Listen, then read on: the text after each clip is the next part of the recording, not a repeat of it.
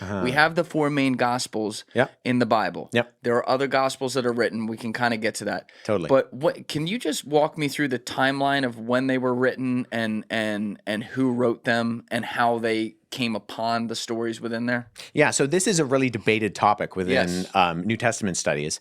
I would take a very early dating of the vast majority of the New Testament with some caveats. Okay. So I would date Matthew, Mark, Luke, what are sometimes referred to as the synoptic gospels.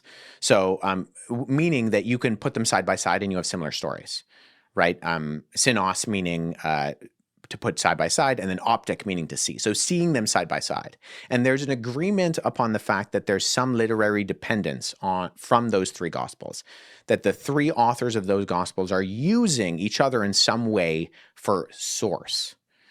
Okay. Literarily. And then John is off on his own because John kind of does his own thing. Now, I would put the synoptics, Matthew, Mark, and Luke, pre-70. I would put them pretty close to the earliest one. For argument's sake, I would say that Mark is the earliest, which is kind of the general scholarship recognition. Mark writes first. He's probably writing anywhere between 10 to 30 years after Jesus. And then Luke and John are writing afterwards. And then I would actually put, sorry, I said that wrong. Mark writes first, then Matthew and Luke. 10 to 30 years for Mark after Jesus. Anywhere between 50 and 70. See, the thing is that the author of the Gospel of Luke is a traveling companion of Paul.